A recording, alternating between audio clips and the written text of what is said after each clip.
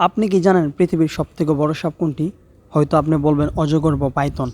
But অজগর বা Python পৃথিবীর সবথেকে বড় সাপ নয়। পৃথিবীর সবথেকে বড় সাপ হলো গ্রিন অ্যানাকোন্ডা, যেটা আপনারা এখন ভিডিওর মাধ্যমে দেখতেছেন। একটি পাইথনের দৈর্ঘ্য 31 ফুট থেকে 40 ফুট পর্যন্ত সর্বোচ্চ হতে পারে। আর বিজ্ঞানীদের ভাষা মতো নতুন একটি অ্যানাকোন্ডার সন্ধান মিলেছে, যার দৈর্ঘ্য 30 মিটার। অতএব প্রায় 3টা অজগরের সমান একটি গ্রিন অ্যানাকোন্ডা। অ্যানাকোন্ডা পৃথিবীর একমাত্র সাপ যে নিজ জাতির অন্য আরেকটি সাপকে আহার করে। আমেরিকার এক ফটোগ্রাফার আমাজন জঙ্গলে ফটোগ্রাফি করার জন্য যান।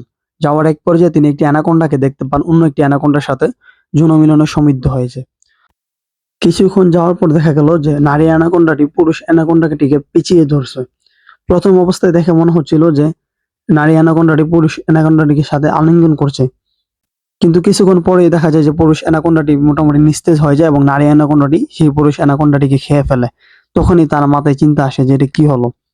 তারপর এটা নিয়ে গবেষণা শুরু করা হলো এবং কি গবেষণার এক পর্যায়ে দেখা গেল যে নারী অ্যানাকোন্ডাগুলো বয়সে তুলনামূলক ছোট অ্যানাকোন্ডাদের সাথে যৌন মিলনে আবদ্ধ হতে পছন্দ করেন, এবং যৌন মিলনের পরে নারী অ্যানাকোন্ডাগুলো পুরুষ অ্যানাকোন্ডাকে খেয়ে ফেলে।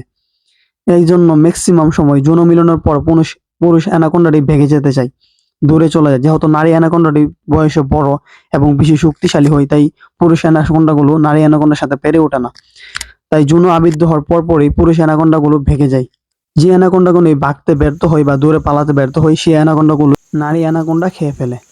মূলত যৌন মিলনের পরপরই নারী অ্যানাকোন্ডা রোজা রাখা শুরু করে।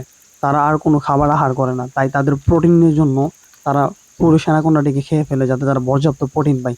তারা যাতে তাদের বাচ্চাটা প্রোটিন শূন্য না হয় সেজন্য, যেহেতু একটি অ্যানাকোন্ডা বিশাল আকৃতির হয়, তাই ওরা পুরুষ অ্যানাকোন্ডাকে খেয়ে সেই প্রোটিনের চাহিদা মিটায়। পৃথিবীর সবচেয়ে ভয়ঙ্কর প্রাণীগুলোর মধ্যে অন্যতম একটিকে বলা হয় এই গ্রিন অ্যানাকোন্ডাকে।